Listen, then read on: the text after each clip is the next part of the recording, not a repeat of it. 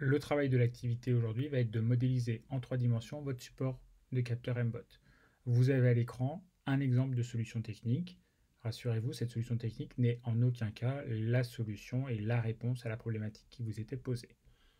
Avant de modéliser en 3D sur un logiciel, il est fortement conseillé de modéliser et de dessiner d'abord votre pièce sur une feuille de brouillon, soit en 3 dimensions, soit en 2 dimensions, et d'y indiquer le maximum d'informations et le maximum de cotations dont vous aurez besoin pour ensuite modéliser votre pièce.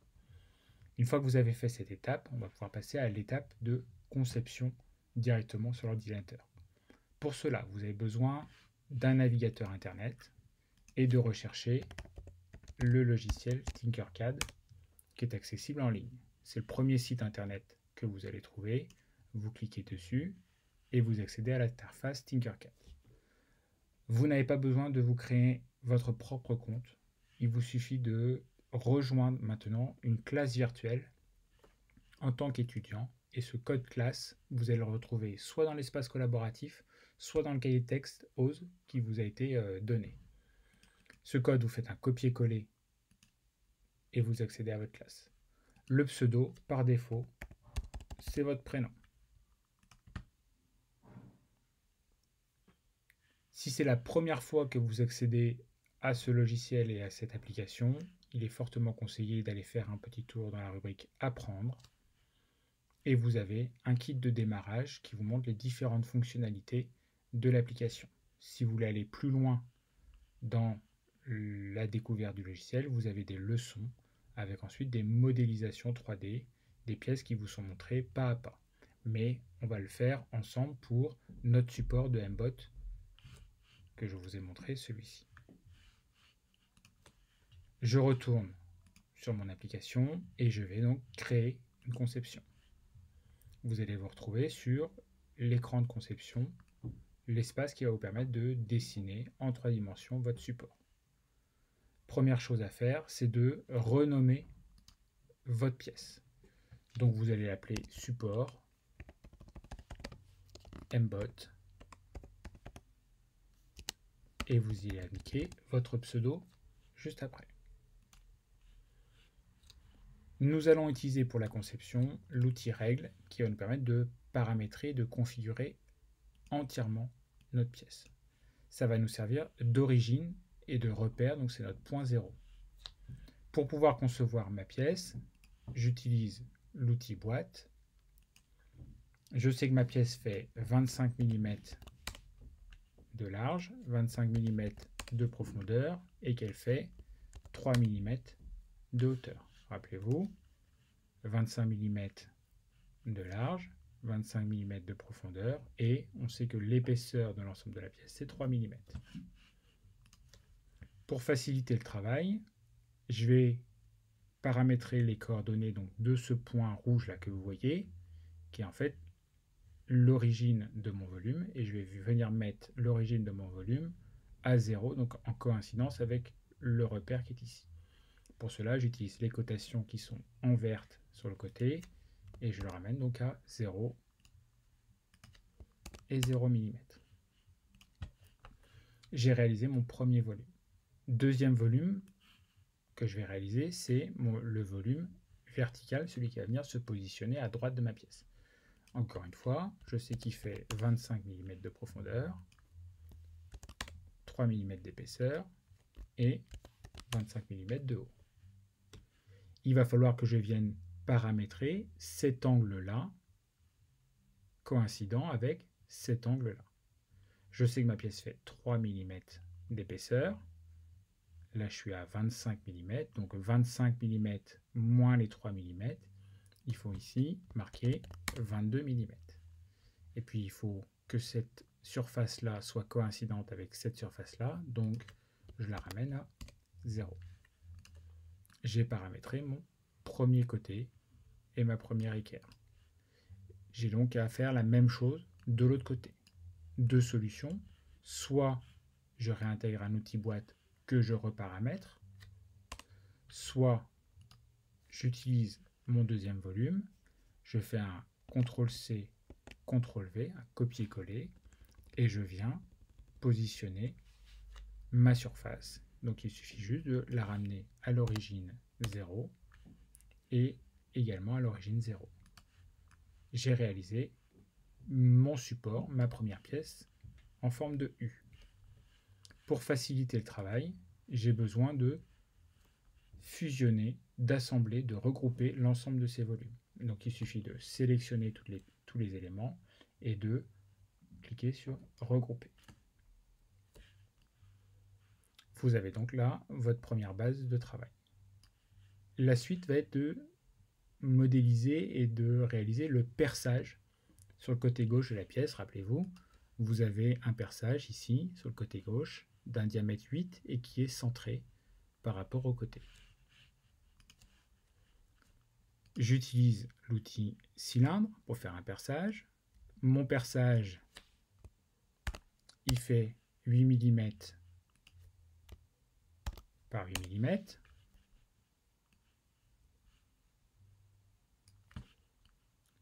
Et j'ai besoin de l'incliner de 90 degrés pour qu'il soit à l'horizontale. Il me reste à le positionner correctement par rapport au centre de mon U. Pour cela, je sais que ma pièce fait 25 mm, donc la moitié c'est 12,5, moins le rayon de mon cylindre, donc moins 4 mm. Ma pièce doit être à 8,5 mm par rapport à l'origine. Pareil sur la hauteur, 8,5 mm par rapport à l'origine. Il me reste juste à mettre en contact les deux cylindres, les deux éléments. Donc, soit je déplace avec la souris, soit je viens modifier ici la cotation.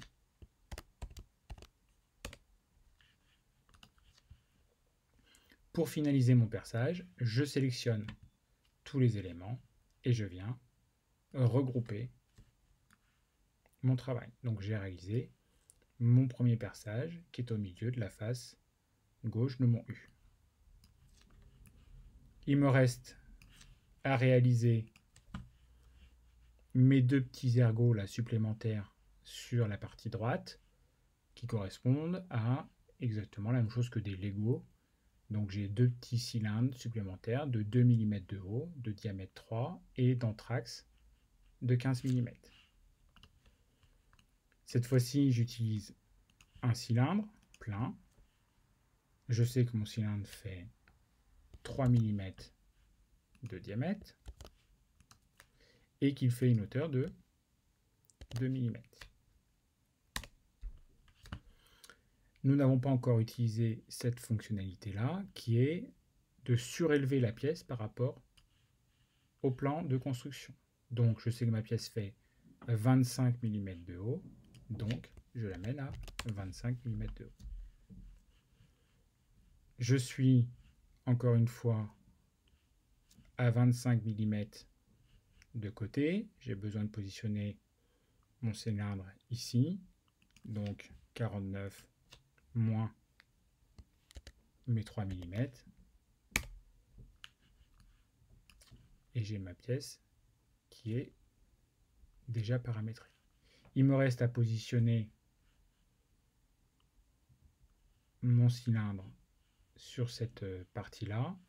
Donc c'est cette cotation-là que je vais modifier. 9 mm moins le diamètre, le rayon du cercle. Donc je suis à 3,5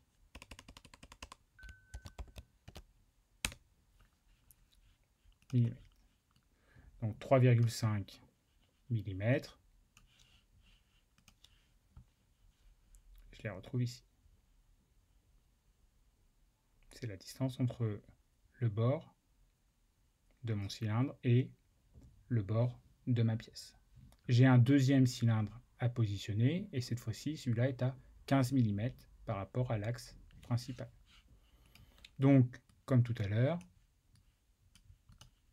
je sélectionne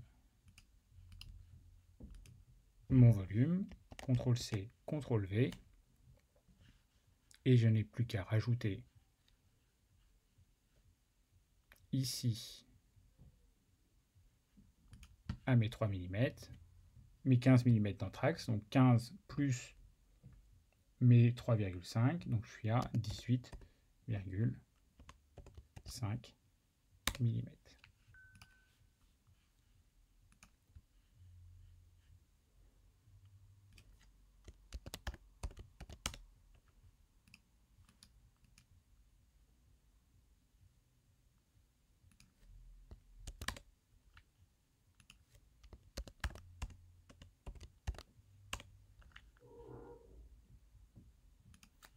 Voilà, vous avez l'ensemble de la pièce qui est réalisé. Il suffit de regrouper toute la pièce et vous avez finalisé, vous avez terminé votre support. Pour pouvoir l'enregistrer, comme c'est une interface web, vous quittez simplement l'interface, vous revenez à votre écran principal et vous avez votre pièce qui est paramétrée, qui est configurée et qui a été dessinée en 3 dimensions. Si vous avez besoin de revenir sur votre pièce, il suffit de cliquer sur éditer et vous revenez sur votre écran de conception.